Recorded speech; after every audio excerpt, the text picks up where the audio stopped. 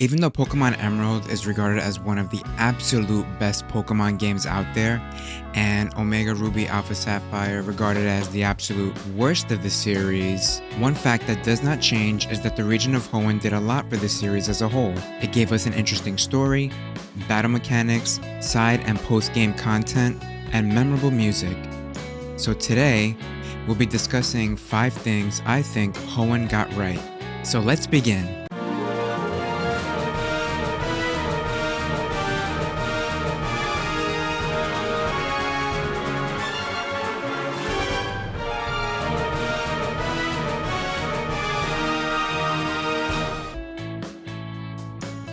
The storytelling of the series improved a lot since Kanto and Johto. You start the game having just moved to Hoenn from Johto, which I think is a great symbolism for taking one last look at the past and moving on to new things. Your dad is a gym leader and encourages you to be the best trainer you can be by taking on the gym challenge. Your first rival is the child of the professor and helps out with research. They try to keep up with your strength but ultimately concede that you are the better trainer. The second rival, however, Wally, has an insatiable desire to be better than you and has decent character growth, I think. He goes from an insecure, weak-minded rival to a completely secure and confident trainer. These games are the first to feature 2 evil teams, Team Magma and Team Aqua. The former sought to progress humanity by expanding the landmass, which would lead to more civilizations being built and developed. The latter sought to reset humanity's progress by expanding the sea and thereby improving the quality of life for all Pokemon. Each team would accomplish their task by enlisting the help of a legendary Pokemon, Groudon and Kyogre, respectively. Little did they know, once summoned, the power of these 2 legendary Pokemon would be too great for anyone or anything to control. Groudon's power caused the sun to shine more intensely and caused a drought, while Kyogre's ability caused intense rain and thunderstorms. They also didn't know of Groudon and Kyogre's long-standing rivalry and hostility towards each other. Hoenn then became a world of chaos in no time. The evil team leaders realized quickly the magnitude of their mistake and showed some remorse. Having seen your ability throughout the story, they have no choice but to lay aside their pride to let you handle things. It's worth mentioning that the rival kinda disappears sometime after the 6th badge, but in Omega Ruby Alpha Sapphire, they're actually around to help during the World Crisis, and just generally around more in the story, which was much better in my opinion. They even call you their best friend. Aww. Okay, back on point. In Omega Ruby Alpha Sapphire, to save the world, you needed to use a special orb to control and eventually capture the legendary Pokemon. In Emerald, however, you had to seek out the legendary Pokemon that was the only one able to provide balance to the chaos, Rayquaza. Rayquaza literally shows up and says, hey, stop that. Stop it. The world is saved and the Pokemon experience continues as normal. You finish up getting your badges and beat the Elite Four. What I like about this story is how dramatic it is and how well thought out the evil teams and their motivations are, and just the overall duality of it. To me, the story still stands out from a lot of the other Pokemon stories till this day. What did you think of the story? The post-game is packed with content and can differ depending on which game you play. Here's some of my favorites. In Omega Ruby Alpha Sapphire, there's actually an additional story called the Delta episode, where you meet a new character named Xenia, who descends from a people that have the ability to call forth Rayquaza to stop an immediate threat in the form of a meteor. In this episode, it's kind of hinted that this version of Hoenn came to be because of events that happened in the history of Kalos, which explains why Mega Evolution is a thing here, and I think that's pretty cool. I really like the idea of there being like a multiverse in Pokemon, and I hope it gets explored more in the series. Rayquaza is summoned, but only we have the power to Mega Evolve it and give it enough power to deal with the threat, which ends up being Deoxys, and we have this like epic battle in space. Say what you want about Oraz, but that was fire. In Emerald, you get boat tickets to the Battle Frontier, which is a whole island full of different battle towers, which is a major upgrade from the original Ruby and Sapphire games where you only had access to one battle tower. Each tower has a specific challenge using rental Pokemon, and you can win badges. It's a really fun experience that fans still ask to make a return in following games till this day. Correct me if I'm wrong, but I think we only got this again in Gen 4. Sadly though, this did not make a return in Omega Ruby Alpha Sapphire. Instead, we get a battle resort, which more closely resembles the battle tower of the original Ruby and Sapphire games. Another thing you can do that was just in Emerald was challenge Trainer Hill, which was a gauntlet of trainers that you would battle, and and you would receive rewards based on how fast you beat them. Legendaries are abundant in Hoenn. In Emerald, you can actually acquire both Groudon and Kyogre by tracking them through weather changes in the region.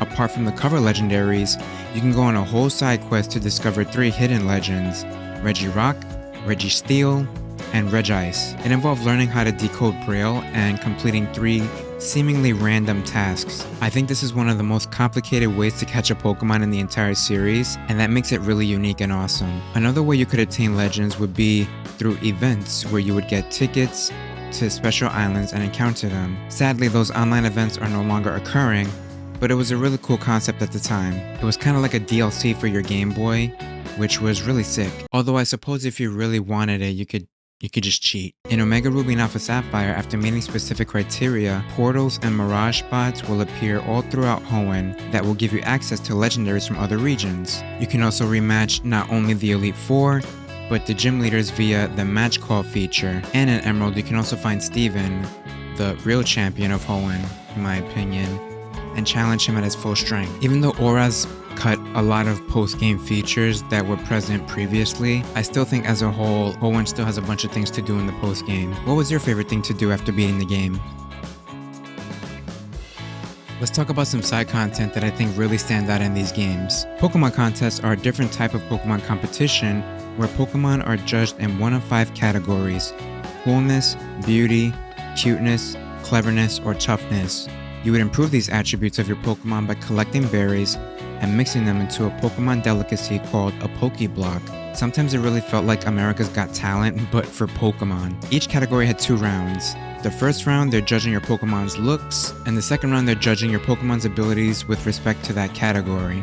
The competitions have 4 ranks, each more difficult than the last. I was already working on getting a melodic, which requires beauty Pokeblocks, so I figured I might as well enter a beauty contest. It was pretty fun. I played it once, but I know it's a hit for a lot of people. There's actually so much involved in this when I looked into it, and it really could be its own game within a game, which is such a neat thing. Secret bases are spots in the game where you can create your own space. These spots are located all throughout Hoenn and are accessed with a Pokemon move called Secret Power. It kind of reminded me a little bit of like Animal Crossing or Disney Dreamlight Valley, where you have your own space, you can decorate it how you want, you send some of that data to your friends, and they'll be able to view your secret base in their game. You can even also battle them in their own secret base, as well as some NPCs in their respective secret bases as well. I really feel like these 2 categories of side content make Hoenn that much more memorable. Did you guys check out these contests or bases? Perhaps the greatest addition to Pokemon ever are double battles, and we have Hoenn to thank for that. Battling with 2 Pokemon at the same time adds a level of complexity, challenge, and fun to the already solid formula. This completely makes you reevaluate team compositions and almost motivates you to create more synergy within your teams. And it's pretty awesome. I'm not really into competitive, but I'm pretty sure this is the preferred way to battle. In Pokemon Emerald, the region is updated with far more double battles throughout the game, which was a welcome change for me. The game quickly escalates to a point where no matter where you turn, a double battle was waiting for you. We even had a double battle for a gym battle, but to be honest, I would have loved to have more boss double battles, gym leaders, team leaders, stuff like that. But double battles do tend to take a bit longer, so I could see why some people wouldn't be up for it. Still, I think this was a massive improvement and welcome addition to the series. Which type of battle do you mostly prefer for the main story? Single or double battles? Now, music is always great in Pokemon, but I feel like the music of Hoenn really stands out with its emphasis on wind instruments, among other things. Here's some of the songs that really stuck out to me in these games.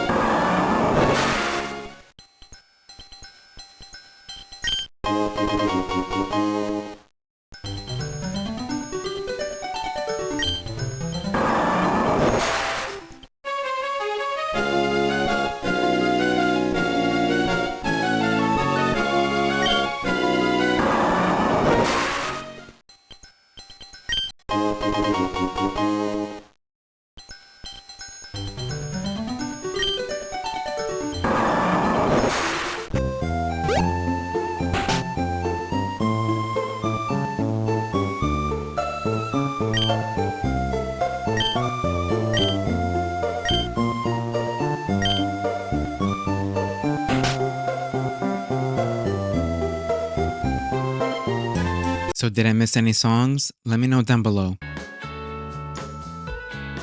Two additions to the remakes I think really enhance the Hoenn experience are the Dex Nav and the Aeon Flute. The Dex Nav is a feature exclusive to ORAS in your upgraded GPS that allows you to track all the possible Pokemon encounters on a route and catch them more easily. If you're looking for a specific Pokemon, you can check your Dex Nav, call that specific encounter, which is really useful for like nature hunting, shiny hunting, even hidden ability and secret move hunting. There's so much potential here for quality of life when it comes to hunting down a specific Pokemon, and I kind of wish this would have made a return in other games, but at the same time that I feel this is a big thing that makes Hoenn stand out, so maybe not, maybe let's keep it in Hoenn. The Aeon Flute is an instrument that lets you call Latios or Latias whenever you want, and you can fly on it in the skies of Hoenn in a more open world fashion.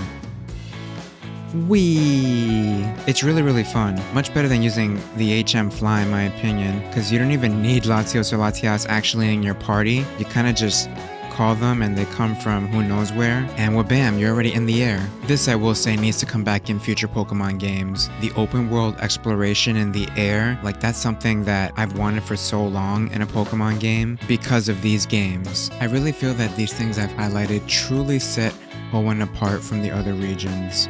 What did you think about these games? Did you like them? Did you hate them? Let me know your thoughts down below.